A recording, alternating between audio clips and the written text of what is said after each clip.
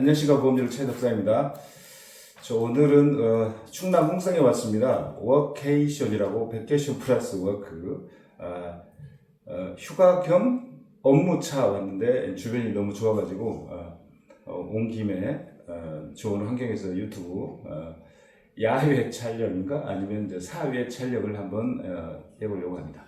자, 미리 보는 2026년 시리즈를 저희가 계속 보도를 하고 있습니다.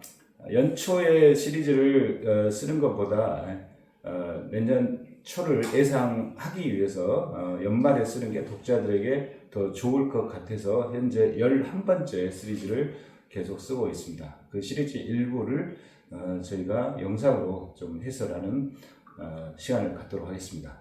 먼저 보험사 중심에서 사모펀드까지 자본 경쟁 속 GA 투자판 커진다, 이런 기사입니다. 과거에는 이제 아주 오래전에 이제 소규모로 GA를 투자를 했었던 이제 현대라이프부터 시작을 해서 상장 전에 GA를 투자한 곳들이 좀 있었습니다. A+는 진대지 펀드, 스틱 인베스먼트에 투자를 받고 상장을 했고, 인카금융 서비스도 그 상장 전에 하나인베스트 등 여러 펀드, 벤처 투자 펀드나 사모펀드에 투자를 받고 상장을 했습니다. 이제 투자를 받게 되면 이제 상장을 통해서 엑시트를 좀 하는 방법이 가장 좋기 때문에 상장을 목표로 투자를 받으면 기본적으로 엑시트산으로 상장을 목표로 하고 있고, 그 덕에 어떻게 보면 자본을 끌어들이고 또 상장 절차를 받아서 상장을 하게 된 지혜들이 이제 생겨나기 시작했다, 이렇게 볼 수 있습니다. 그 외에 이제 비상장 상태에서 투자를 받은 회사들이 있습니다. 굿리치는 이제 JC라는 사모펀드에 투자를 받았고, 그 투자금을 바탕으로 상당한 비약적인 회사 성장을 이뤄냈습니다. 그리고 피플라이프는 사모펀드로 투자를 받았는데 상장을 거치지 않고 하나생명금융서비스로 이제 매각을 통해서 이제 투자 자금들을 엑시트하고 오너 역시 함께 엑시트하는 절차를 밟았습니다. 이게 이제 가장 대표적인 사례였고, 그 이후로 이제 메인 플레이어는 하나생명금융서비스였다고 해도 과언이 아닙니다. 그 이후로 이제 피플라이프 외에 IFC라는 이제 부산에 있는 지에 이제 투자를 했었고, 최근에 이제 와서는 이제 일부 보험사와 그 비보험업계에 투자가 조금 이어지고 있었습니다. 일부 보험사라 하면 이제 작년 말 연초에 걸쳐서 흥국생명이 메가에서 분리한 메타리츠에 이제 투자를 한 걸로 알려졌고, 하나선보 역시 부산에 있는 사랑모에 투자를 한 것으로 이제 알려졌습니다. 그리고 이제 비보험업계로는 대명화학이라는 회사에서 두 개의 지에 투자했습니다. 하나는 이제 글로벌 금융 판매에서 분리된 지금융 서비스에 투자를 했고, 또 하나는 원 금융 서비스에서 분리된 더금융 서비스에 이제 투자를 해서 비보험 업계에서, 물론 이제 최초에 투자했던 회사들은 어센틱이죠. 그래서 세 개의 지에 투자했고, 현재도 투자 기회를 계속 탐색을 하고 있는 과정으로 알려졌습니다. 그리고 최근에는 이제 글로벌 금융 판매에 에서 분리된 KS 두 개에 500억 정도를 투자해서 법인을 분리해서 법인을 분리 독립해서 사모펀드가 이제 들어온 또 하나의 사례로 기록되고 있습니다. 자, 내년에는 이제 어떻게 될 것인가? 아마도 투자처로 보면 가장 리스크가 적고 성장 가능성이 이렇게 쉬운 가격도, 예를 들면 이제 큰 소를 이렇게 사서 파는 것보다는 송아지를 이제 사서 키운 다음에 이제 서로 파는 게 좋은 겁니다. 그래서 그런 것들 중에 가장 좋은 게 뭐냐 이렇게 따져보면, 지금까지 사례로 보면 이제 지금융 서비스나 메타리치나 아니면 더금융 서비스처럼 기존 큰 조직에서 독립에 나온 시점에 자금도 많이 필요하고, 그 다음에 기초조직이 한 1000명씩 있으니까 뭐 그 정도면 이제 생존 가능성이 높기 때문에 그런 데에 집중 투자할 가능성이 높을 것으로 이제 예상이 됩니다. 그래서 현재는 이제 연합형 이제 회사 내 회사가 있는 그런 형태죠.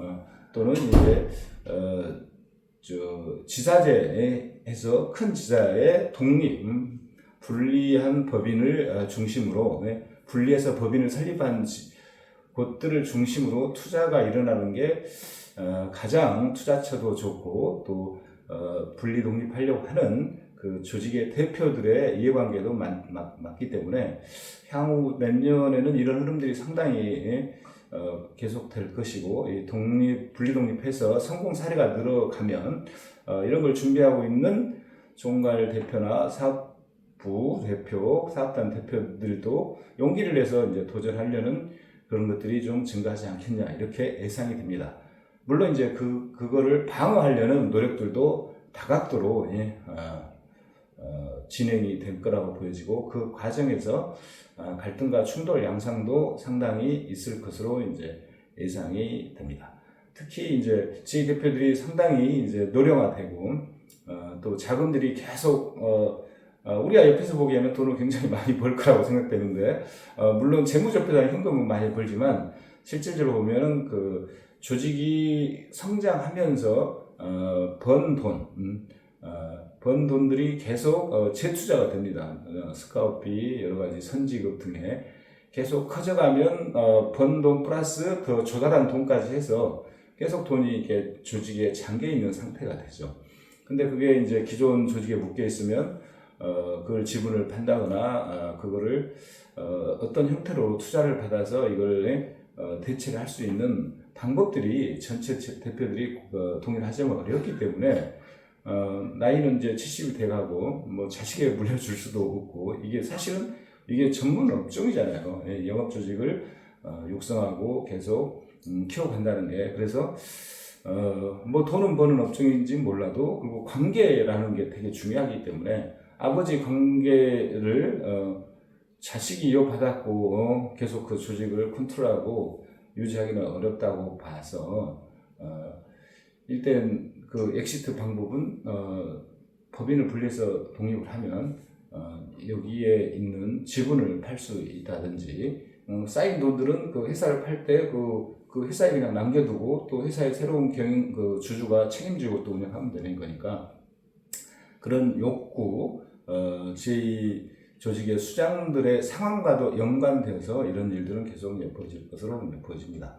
그리고 이제 분리 독립을 해도 일단 기본적으로 규모들이 한 1000명, 2000명씩 되니까 자신감 있는 거죠. 생존 가능성이 있다 보고 향후에 이제 보험 판매 전문 회사나 이런 게 도입이 되고 또 그 가입 요건이 완화가 된다면 더 가치 평가를 받을 수 있기 때문에 미리 이렇게 준비해서 독립하는 게 좋겠다 이렇게 마음먹은 대표들이 많다고 생각됩니다. 이런 측면에서 보면 이제 현재의 지혜 수보다 더 많은 지혜들이 사실 창업 과정에 뛰어들 거고 이 창업 과정에서는 실제로 기존에 이제 지혜 내에서 선지급을 받거나 그 다음에 뭐 상생시적 선지급을 땡기면 지혜 자본금 또는 지혜 전체적으로 조달한 돈에 의해서 받은 거고 스카웃비도 물론 그 묶여 있는 거기 때문에 독립할 때 그 돈을 갖고 나와야 됩니다. 그게 작게는 뭐 몇십억에서 뭐 100억, 200억까지 되는 규모가 있어서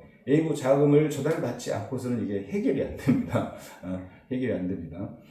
그래서 이제 사실은 이런 걸 스타트업 투자, 지혜 스타트업 투자 같은 그 경우인데 스타트업이란 건 항상 창업자가 지분을 많이 갖고 재무적 투자가나 전략적 투자가 지분을 적게 갖는 그런 구조로 되는 거잖아요. 근데 여기는 일단은 스타트에 보기에는 생존 가능성이 높고 규모도 크고 바로 이익을 낼 수 있는 구조임에도 불구하고 그런 갚아야 될 돈, 그 다음에 새로 신규 사업을 하게 되면 또 스카웃비가 들어가고 선지급도 해야 되고 자금이 어마어마하게 소요가 됩니다.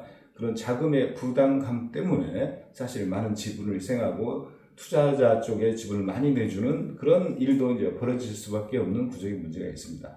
그렇지만 이제 현재 있는 그 지 본사에서는 자기 지분이 그렇게 작고 아까 그런 엑시트의 방법 논리 자체가 막혀 있다 보니 이제 이런 과정에서 또 분리 독립 선언하고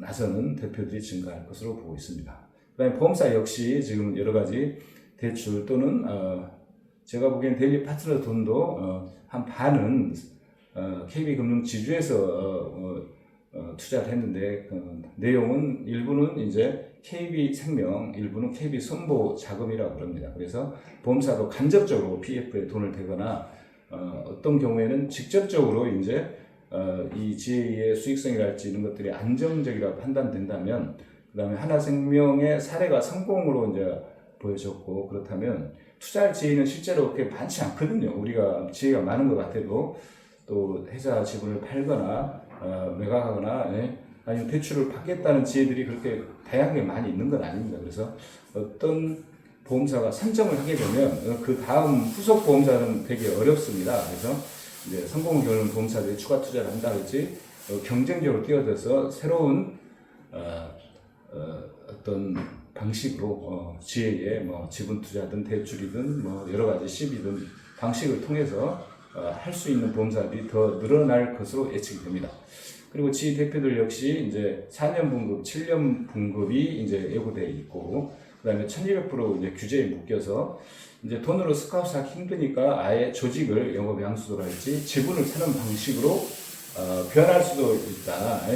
그리고 사업 전망이 아무래도 이제 규제가 더 강해지니까 어렵기 때문에 이참에 좀 팔겠다 또는 이럴 때가 협의하기 더 좋겠다고 매수를 하는 입장에서는 그렇게 나올 가능성도 있습니다. 그래서 더 활발해질 것으로 보여지고, 또 GA 간의 흡수합병도 일어날 가능성이 높다고 봅니다. 왜냐하면 이제 대형 지혜들이 더 커지고 이제 자본이 축적이 됐어요. 그 다음에 1200% 리크루팅이 막히고 하니 아예 영업 양수도랄지 합병 또는 작은 조직도 경쟁이 작으니까 내가 팔고 떠난다는 개념이 아니고 그냥 지분 막교환을 할 수도 있는 거기 때문에 그 덩치를 키우겠다 해서 이제 큰 곳, 그 다음에 자본이 있는 곳 이런 데서 이제 중소형을 합병하는 이런 흐름도 굉장히 많이 일어날 거다. A 플러스 경우에는 지금 상장돼 있음에도 불구하고 온라인이라는 곳에서 공개 매수 공격을 하면서 상장 지혜의 지분을 매수하는 그런 상황도 이제 벌어지고, 이런 과정을 통해서 이제 인카도 거의 8천억대 시총이 갔습니다. 1조를 바라보고 있는데 1조면 보험사 시가총액가 큽니다. 어떤 보험사보다 1조가 안 되는 상장된 보험사들 꽤 있습니다.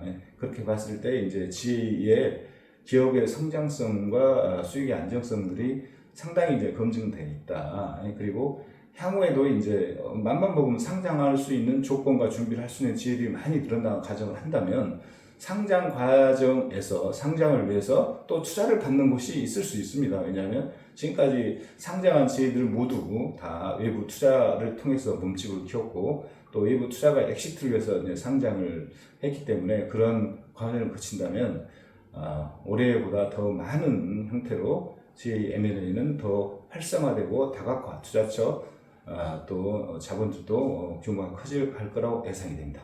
자, 여기까지 시청해주셔서 감사합니다. 구독, 좋아요, 알림 설정 부탁드립니다.